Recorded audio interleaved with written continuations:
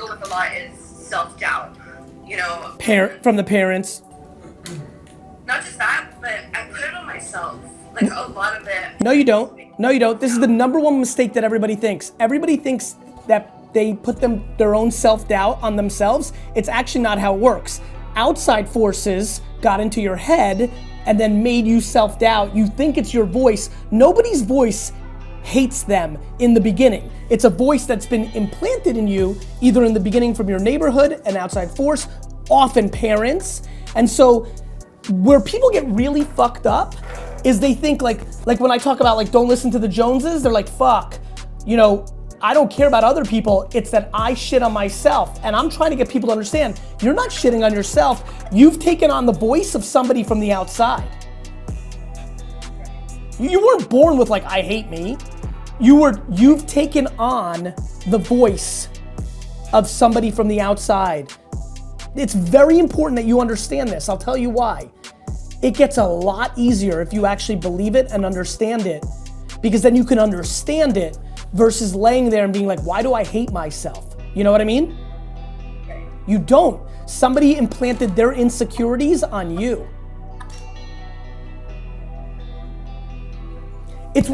It's why a lot of people get value out of me, because through my practical optimism, not my delusional you're an 8th place trophy, but from my practical optimism, if people keep putting that voice in their ears, the reason people listen to so much of my content is I'm optimistic, but I'm not gonna sugarcoat it and be like, if you just wish it, it happens. And in that balance, over time, if that's what goes into your ears, then all of a sudden you start believing it. Like, I genuinely believe it. I believe that the two of us should never doubt ourselves. Why?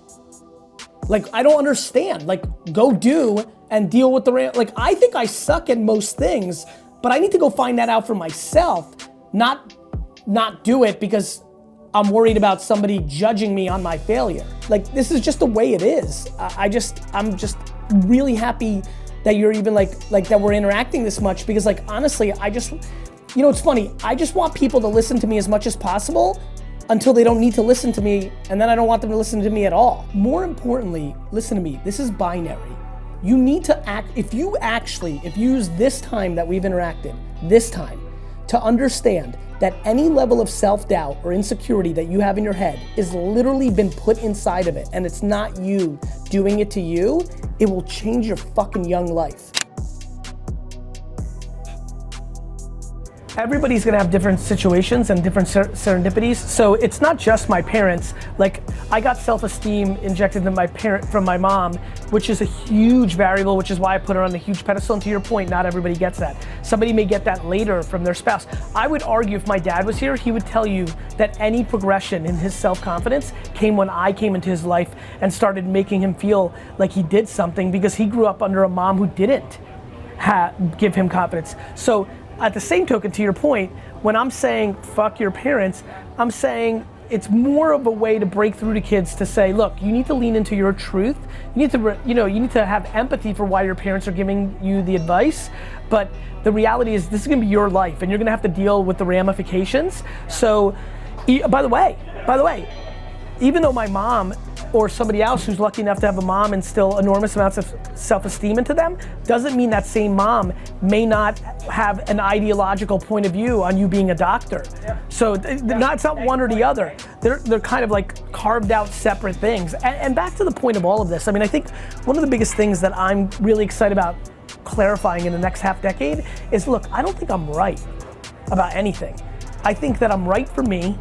I read a lot of feedback, and these are observations from one man's point of view, and then you need to take it and understand what to do with it. One of the things I'm most passionate about right now is there's a lot of cultures, especially in Asia and India and other places, where not listening to your parents is a massive disrespect, massive problem. It's being disobedient. The amount of times that I've seen the word not behaving and being disobedient and has been unbelievable in the last 2-3 months. They're like, Gary, you don't understand, like, I can't do that. Like, that is just like a death blow. And I'm like, you don't understand. That's exactly what you need to do, because here's the alternative. You're gonna be 39 years old, walk into your parents' fucking living room for some nice tea and tell them to go fuck themselves and never talk to them again. I'm trying to save relationships by telling people to fight their parents now, because what always happens in this scenario is it dies later. Right? Then they marry somebody, that spouse loves them and is like, don't let your parents control your life. It becomes all fucked up with the mother-in-law and the sister-in-law and the brother-in-law, you know, right? Like, fuck. Yeah. What's way better is go do what you want to do, but then deal with the ramifications. The other shoe in my conversation of go do what you want is if you go on and fail, you have to give the point to the parents. That's the part that nobody wants to hear of. Like go fuck your parents is super fun. Yeah. When your parents wanted you to do something, but you didn't have self-awareness and you just wanted to be like me, and you started a fucking startup company and you fail, you have to be okay with going back and not necessarily saying your parents were right, because you never wanted to be a doctor, but acknowledging you lost. Yep. Like, delusion doesn't work. It leads to depression, Yeah.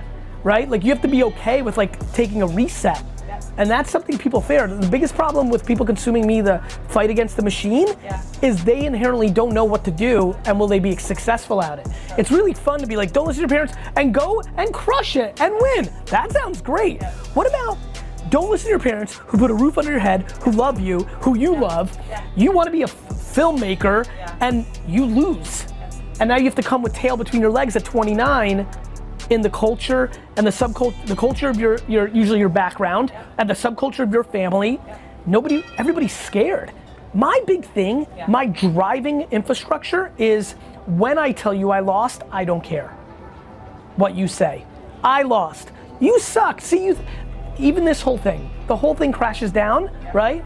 The amount of judgment would be deafening. Have you heard of the tall poppy syndrome? No, but it's funny you said that, because 3 people tweeted that exact terminology to me on a flight last night. Yeah. And I was going to Google what it meant, but then I got a pop-up, because right now I'm in a cocoon of buying sports cards, and I've been trying to buy up a bunch of Messi rookie cards, and I got a notification from eBay, so I got sidetracked and I had to go buy it. But I'm thrilled now, because now you get to tell me what it is. Tall poppy is, you're the tall poppy and everyone else is trying to bring you down. I see. Yeah, so it's called the tall poppy syndrome. It's funny, I have a saying that says there's 2 ways to build the biggest building. 1, just be good enough to build the biggest building in town. 2, try to tear down everybody else's building. I very much disrespect people who tear down buildings. I couldn't be more disrespectful of all the small poppies that are wasting all their time trying to tear down the big poppy, instead of focusing on their own poppy and building a bigger poppy than somebody else's. And telling that poppy no. I mean, like, to me, I'm just not worried about anybody else's poppy. I don't care how big or small your poppy is. Yeah. I'm gonna focus on my poppy, and that's what I'm about. Yeah. And by the way, here's something else I'm very proud of. If you go out and build a bigger poppy, I'm your #1 fan. When I get a lot of accolades from my angel investing, but I'm often, when I get too much accolades, to say, hey, did you look at Scott Belsky and Chris Sacca? They did it better than I did, and I was part of that Gush book. So I'm not worried about anybody else's poppy. And if I happen to build a bigger one, then I want clapping and the cheers for that. But if somebody else builds a bigger one, I'm not booing it, I'm admiring it. Especially if that poppy didn't use, fertilizer that was illegal. Yeah. Got it? Got it, yeah. Some people. I think that's a lot of trouble with this country, that we do have that tall poppy syndrome. And I wish it was different.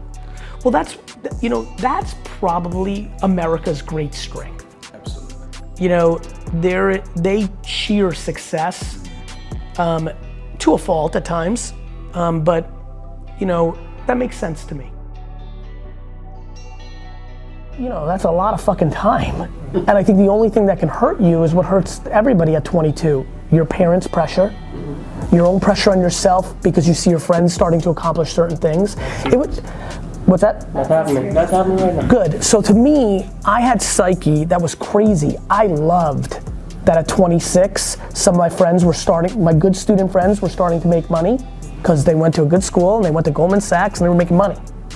And they were buying a BMW and a watch, and I fucking loved it because it motivated me in a great way, because I knew who I was, and the snarky comments, and now I'm Garyvee to everybody. Let me just tell you, just listen very carefully. I'm 26, and I work for my dad's liquor store. Yeah. You gotta really understand where I was. I'm 26, and I'm working for my dad's liquor store. Yeah. That's my brand amongst my circle 4 years out of college.